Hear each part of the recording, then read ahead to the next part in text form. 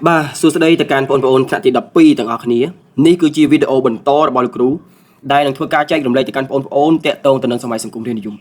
បាទថ្ងៃនេះដែរលោកគ្រូសូមធ្វើការលើកឡើងតាក់ទងទៅនឹងសំណួរមួយដែលនិយាយថាចូលរៀបរាប់ពីសម័យជាតិនៅក្នុងសម័យសង្គមរាស្ត្រនិយមបងប្អូនទាំងអស់គ្នា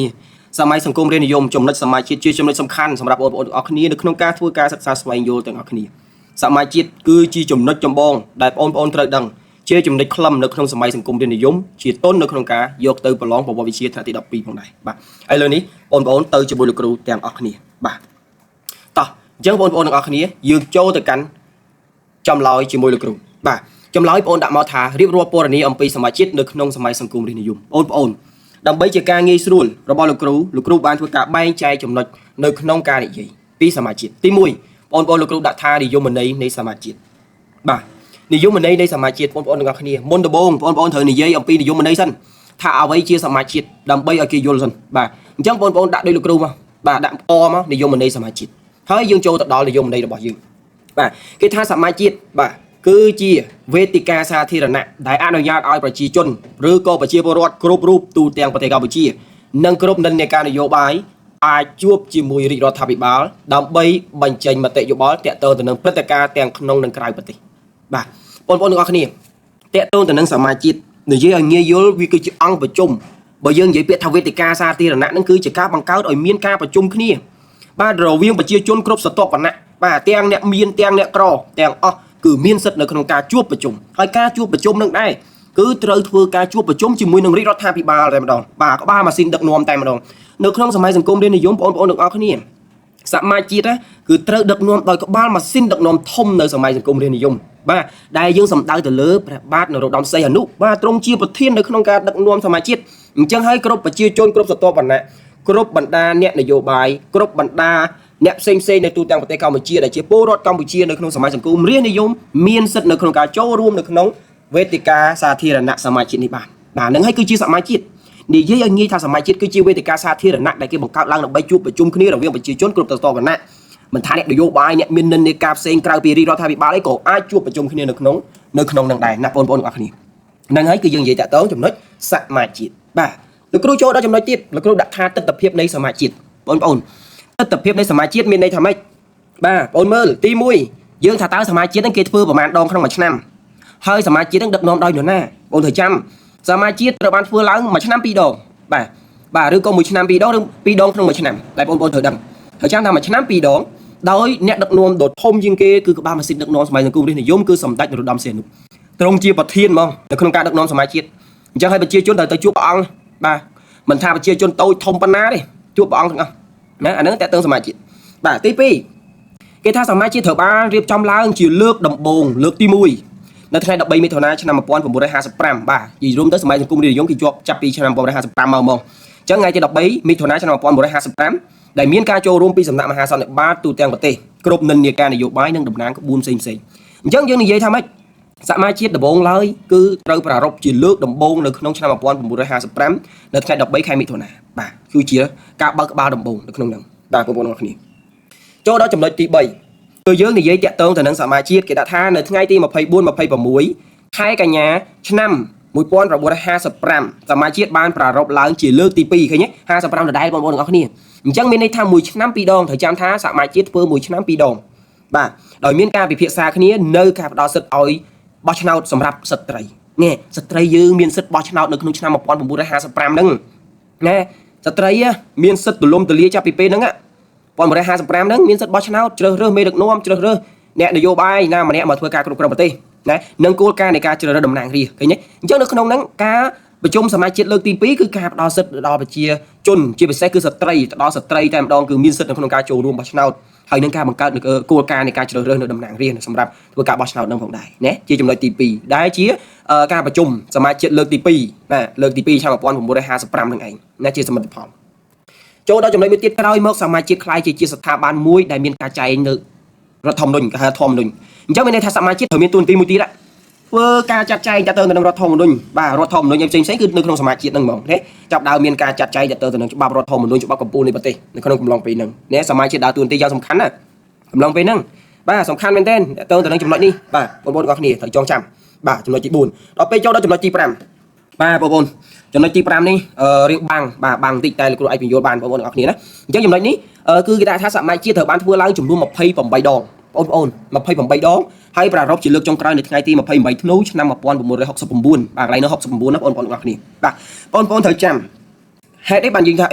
សម័យសង្គមរាស្ត្រនិយមមាន15ឆ្នាំតាសម័យហ្នឹងកើតឡើង15ឆ្នាំតើបើយើងគិតមួយឆ្នាំ2ដងបើយើងយក2ដងគុណនឹង15ទៅវាស្មើនឹង30ដងអត់ទេបងប្អូនកន្លែងហ្នឹងវាត្រូវហើយ5 10ឆ្នាំមែនប៉ុន្តែសមាជិកធ្វើតែត្រឹមឆ្នាំ1969ទេបាទ969នេះចប់ដោយសារអីចាប់ពីឆ្នាំ69ទៅប្រទេសយើងចាប់ដើមមានបញ្ហាបាទបញ្ហាហើយ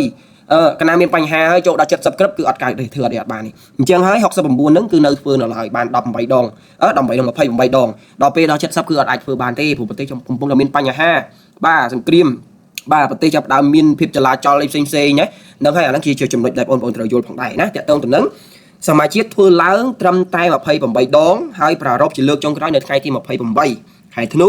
ឆ្នាំ1969ណាបងប្អូនទាំងអស់គ្នា69អញ្ចឹងអានេះគឺជាទស្សនវិជ្ជានៃសមាជិកដែលបងប្អូនត្រូវចងចាំថាសមាជិកគេធ្វើឡើង2ដងក្នុងមួយឆ្នាំដែលប្រធានអ្នកដឹកនាំនេះគឺសម្ដេចរំសេនអនុបាទសមាជិកនេះបានធ្វើឡើងសរុបទាំងអស់ចំនួន28ដងគឺចាប់ពីឆ្នាំ1955ដល់ឆ្នាំ1969ណាបងប្អូនទាំងអស់គ្នាបាទទៅចំណុចទី3លោកគ្រូបែងចែកជា3ចំណុចធំដល់បងប្អូនទាំងអស់គ្នាចំណុចទៅលទ្ធផលនៃសមាជិកបាទលទ្ធផលសមាជិកបងប្អូនទាំងអស់គ្នាចំណុចនេះលោកគ្រូដាក់ទី1ថាធ្វើឲ្យក្រុមមន្ត្រីជាន់ខ្ពស់យកចិត្តទុកដាក់នេះជាន់ខ្ពស់នេះថ្នាក់ជាន់ខ្ពស់ណាបងប្អូនទាំងអស់គ្នាយកចិត្តទុកដាក់នឹងមានការប្រុងប្រយ័ត្នឬក៏ប្រយ័ត្នប្រយែងនៅក្នុងការបំពេញការងារកាតព្វកិច្ចរបស់ខ្លួនត្រង់ចំណុចនេះបងប្អូនបើយើងនិយាយតាក់ទងទៅនឹងការប្រុងប្រៀបបើយើងនិយាយប្រុងខ្លួនមែនតើខ្លួនឯងឡើងធ្វើជាមន្ត្រីក្រឹបអត់កើតទេធ្វើអីក៏ដោយត្រូវតែប្រុងប្រយ័ត្នបាទបើពុកអលួយគ្រប់ហើយបាទស៊ីសំណោកគ្រប់ហើយសោកប៉ានគ្រប់ហើយអត់គោរពបទបញ្ជាការងារគ្រប់ហើយបាទអត់គោរពទុនទីគ្រប់ហើយណែឃើញទេកាលណាដែលមានសមាជិកដូចមានច្បាប់មួយសម្រាប់អនុវត្តទៅលើមន្ត្រីអញ្ចឹងអសកម្មគ្រប់ហើយណែអសកម្មគ្រប់ហើយអញ្ចឹងបងប្អូនត្រូវចាំអញ្ចឹងមានន័យថាធ្វើឲ្យពួកមន្ត្រីទាំងអស់ធ្វើការដោយយកចិត្តទុកដាក់អត់កេងបវាញ់ម៉ោងរត់ទេអត់កេងបវាញ់កម្លាំងញើសឈាមរត់ទេអត់កេងបវាញ់ប្រជាពលរដ្ឋតូចតាចទេអត់កេងបវាញ់ទៅលើប្រជាពលរដ្ឋទុនខ្សោយទេនេះហើយគឺជាចំណុចសំខាន់ទាក់ទងទៅនឹងលទ្ធផលនៃសមាជិកទី1បងប្អូនត្រូវចាំទី2កាត់បន្ថយអំពើពុករលួយនឹងការអីគេកំហិតនេះគេការកំហិតភាសាខ្មែរជាផ្លូវការនេះគឺជាការដាក់ភាសាខ្មែរជាភាសាផ្លូវការនៃប្រទេសកម្ពុជារបស់យើងចំណុចទី1បងប្អូនត្រូវចាំថាការកាត់បន្ថយអំពើពុករលួយបងប្អូនមន្ត្រីគ្រប់ជាន់ថ្នាក់ពីពោះដល់ទាបបាទធ្វើការដោយប្រុងប្រយ័ត្នអត់ហ៊ានសោកប៉ាន់ទេអត់ហ៊ានតាប់ពេងទេអត់ហ៊ានលឹបលយទេអត់ហ៊ានកេងប្រវាញ់ទេអត់ហ៊ានស៊ីសំណូកទេអញ្ចឹងហើយគឺអំពើពុករលួយមិនសូវមានទេតើបងប្អូនទាំងអស់គ្នាអត់មានទេអំពើពុករលួយណាហើយមួយទៀតគឺការដាក់កំហិតភាសាខ្មែរជាភាសាផ្លូវការគេចំណុចសំខាន់ណាភាសាខ្មែរឲ្យតម្លៃភាសាជាតិជាភាសាផ្លូវការណាបងប្អូនទាំងអស់គ្នាចូលចំណុចទី3ចំណុចទី3ថាជាស្ពានសម្រាប់ភ្ជាប់ព័ត៌មានពីថ្នាក់ក្រោមដល់ថ្នាក់លើមែនទេបងប្អូនទាំងអស់គ្នាគិតតិចមើលមែនអត់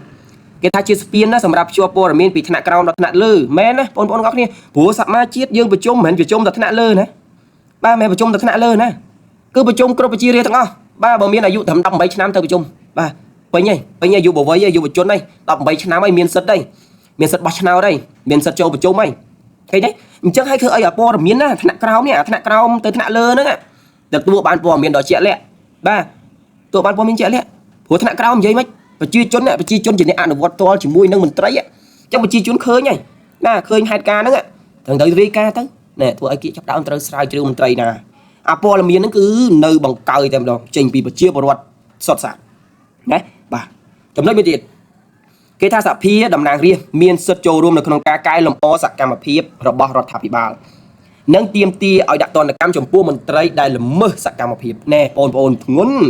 ឡើយធ្ងន់បាទតំណាងរាស្ត្រមានសិទ្ធិចូលរួមក្នុងការកែលម្អសកម្មភាពរបស់រដ្ឋាភិបាលនិងទាមទារដាក់ទណ្ឌកម្មមន្ត្រីណាឲ្យពុករលួយអំពើពុករលួយល្មើសទៅនឹងសកម្មភាពអីផ្សេងធ្វើលើសទូនាទីអាខ្លួនឯងឡើងជាមន្ត្រីធំអំនួតអួតក្អេងក្អាងអីផ្សេងអាហ្នឹងចោលហើយស្ពៃហើយចូលសមាជិកហ្នឹងគឺស្ពៃហើយដកចេញហើយតិចហើយណាបងប្អូនទាំងអស់គ្នាទៅចាំត្រង់ចំណុចហ្នឹងបាទអញ្ចឹងយើងចូលដល់ចំណុចអីទៀតបាទចំណុចនេះបងប្អូនជាចំណុចចុងក្រោយបងប្អូនតាក់ទងទៅនឹងការផ្ដល់សិទ្ធិដល់ស្ត្រីនៅក្នុងការបោះឆ្នោតយើងឃើញមុនហ្នឹងមិញការផ្ដល់សិទ្ធិហ្នឹងតាក់ទងទៅនឹងតាំងពីឆ្នាំ1955 ហើយនឹងការឈរឈ្មោះឲ្យបោះឆ្នោតហ្នឹងគឺគេកំណត់ទៅថ្ងៃទី6 ខែមករាឆ្នាំ 1958គេកំណត់ហ្មងស្ត្រីមិនមែនលើសតែពីការបោះឆ្នោតទេបាទមានសិទ្ធិនៅក្នុងការឈរឈ្មោះបោះឆ្នោតទៀតបើយើងនិយាយឲ្យងាយថាឈរឈ្មោះជាតំណាងគណៈបកនយោបាយណាមួយបើយើងនិយាយថាជាតំណាងរាស្ត្របាទឲ្យឈរឈ្មោះជាតំណាងរាស្ត្រចូលទៅធ្វើទៅតំណាងរាស្ត្របង្កើតបកទៅបាទឲ្យគេបោះឆ្នោតឲ្យបានទេហ្នឹងហើយគឺជាការផ្ដល់តម្លៃដ៏ធំធេងទៅកាន់ស្ត្រីនៅក្នុងការភ្ជាប់ខ្លួនជាមួយនឹងរាជរដ្ឋាភិបាលផ្ដល់សិទ្ធិខ្លាំងណាបាទរហូតដល់បច្ចុប្បន្នគឺនៅតែមានដែរណាបងប្អូនអញ្ចឹងសរុបរួមមកវិញសម្រាប់បងប្អូនបាទសម្រាប់បងប្អូនទាំងអស់គ្នាលោកគ្រូឲ្យបងប្អូនត្រូវចេះសរុបពីមកវិញទាំងអស់អញ្ចឹងបងប្អូនត្រូវដាក់មកមាន3ចំណុចមកចំណុចទី1និយមន័យនៃសមាជជាតិបងនិយាយត្រួសពីសមាជជាតិមកហើយការដែលលោកគ្រូដាក់នេះគឺដើម្បីឲ្យបងប្អូននៅក្នុងការបញ្ចេញគំនិតយោបល់មិនមែនតាមលោកគ្រូសុទ្ធទេបងស្ដាប់បងចាំឡើយណាយកមកដាក់ឡើយនឹងបងអាចបញ្ចេញបញ្ចូលគំនិតខ្លឹមសារផ្សេងដាក់ចូលមកកុំខ្លាចខុសមើលសរសេរវាមិនដែរយើងតែកណាយើងខ្លាចខុសគំនិតរបស់យើងអត់ចេញអត់ទេចេញអស់ដើម្បីបាននីតិល្អអេបងប្អូនទាំងអស់គ្នាបងឲ្យបានអេគ្រប់មុខវិជ្ជាមើលឲ្យម្ដាយឪពុកយើងមានកិត្តិយសម្ដងមើលបងប្អូនមើលឃើញទេបាទអញ្ចឹងអានឹងទី1ទី2បងដាក់មកទស្សនវិជ្ជានៃសមាជជាតិធ្វើឡើងប្រមាណដងក្នុងមួយឆ្នាំបាទដឹកនាំដោយនរណាសមាជជាតិធ្វើឡើងដំបូងនៅឆ្នាំណាទូទាំងប្រទេសសមាជជាតិធ្វើប្រមាណដងរយៈពេលនៅក្នុងសម័យគុំរាជនិយមហ្នឹងក្រោយមកសមាជជាតិយ៉ាងម៉េចទៀតជាស្ថាប័នដូចម្ដេចហើយសមាជជាតិធ្វើឡើងនឹងសរុបប្រមាណហើយចុងក្រោយទេអាហ្នឹងឯងបងត្រូវចាំអញ្ចឹងបាទមួយទៀតខមកកើមកបងដាក់នេះធ្វើឲ្យ1 2 3ធ្វើឲ្យការយកចិត្តទុកដាក់ពីមន្ត្រីផ្សេងណាកាត់ធ្វើពុកលួយការកំណត់ភាសាខ្មែរជាភាសាផ្លូវការណាជាស្ពានសម្រាប់ជាប់ព័ត៌មានពីថ្នាក់ក្រោមរហូតដល់ថ្នាក់លើណាបាទការដាក់អីគេតំណាងរាស្ត្រគឺហៅសិទ្ធិនៅក្នុងការចូលរួមបោះឆ្នោតកែសម្រួលរាជរដ្ឋាភិបាលនឹងទាមទារដាក់ទណ្ឌកម្មចំពោះមន្ត្រីដែលអសកម្មណានឹងសិទ្ធិដល់ស្ត្រីក្នុងការបោះឆ្នោតនឹងចូលឈ្មោះជាឲ្យគេបោះឆ្នោតជាតំណាងរាស្ត្រនៅថ្ងៃទី6 ខែមករាឆ្នាំ 1958ណាបងប្អូនទាំងអស់គ្នាបាទជាចុងក្រោយបងប្អូនទាំងអស់គ្នាសម្រាប់វីដេអូនេះជាដដែលជំនួយស្មារតីប្រវត្តិវិទ្យាជូនទៅដល់បងប្អូនថ្នាក់ទី12ដើម្បីនៅក្នុងការយកទៅប្រឡងឲ្យទទួលបាននិទេសល្អបងប្អូនទាំងអស់គ្នាបើគិតថាវីដេអូនេះល្អសំខាន់សម្រាប់បងប្អូននិងមិត្តភ័ក្តិបងប្អូនក៏ដូចជាបងប្អូនរបស់បងប្អូនទាំងអស់គ្នាដែលប្រឡងចប់ទៅបងប្អូនជួយ share វីដេអូនេះទៅកាន់មិត្តភ័ក្តិយើងឲ្យគាត់មើលផងបាទលោកគ្រូមិនដឹងថាតើបងប្អូនយល់អំពីខ្លឹមសារលោកគ្រូបញ្យល់អត់ទេតែលោកគ្រូចង់ដឹងថាតើបងប្អូនយល់អ្វីដែលលោកគ្រូនិយាយបងប្អូនជួយ comment បាទ comment like ក៏បាន share ក៏បាន subscribe ឲ្យលោកគ្រូម្នាក់មួយផងបាទជាការលើកទឹកចិត្តឲ្យលោកគ្រូធ្វើការនិយាយវីដេអូពីមួយឆ្នាំទៅមួយឆ្នាំដើម្បីបងប្អូនទាំងអស់គ្នាលោកគ្រូនឹងព្យាយាមជួយបងប្អូនទាំងអស់គ្នានៅចំណែកទូចមកមួយនៅក្នុងសង្គមរបស់យើងតាមរយៈវីដេអូរបស់លោកគ្រូបាទពីលោកគ្រូក៏សូមឲ្យបងប្អូនត្រូវចេះចែករំលែកនៅអ្វីដែលបងប្អូនគាត់ថាល្អមានប្រយោជន៍សម្រាប់ប្រជាជនសម្រាប់យុវជនខ្មែររបស់យើងជំនាន់ក្រោយបងប្អូនទាំងអស់គ្នាបងទី12អ្នកផ្សេងទី12មិត្តភ័ក្តិបងទី12ឲ្យគាត់ចេះជួយ share ទៅណា share វីដេអូនឹងទៅឲ្យបានច្រើនគ្នាឲ្យបានមើលទៅឲ្យចេះទូលំទូលាយទាំងអស់គ្នាប្រឡងបានកម្រិតនៃសិស្សរបស់យើងទី12មានការកើនឡើងខ្ពស់ណាការឡើងខ្ពស់អញ្ចឹងធ្វើឲ្យធនធានមនុស្សរបស់យើងជំនាន់ក្រោយគឺពោពេញទៅដោយគុណភាពបាទគុណភាពណាបងប្អូនទាំងអស់គ្នាអញ្ចឹងពេលលោកគ្រូសូមអរគុណសូមបងប្អូនទទួលបាននិទេសល្អគ្រប់គ្នាបាទពីលោកគ្រូសាស្ត្រសុថាត់សូមគោរពលា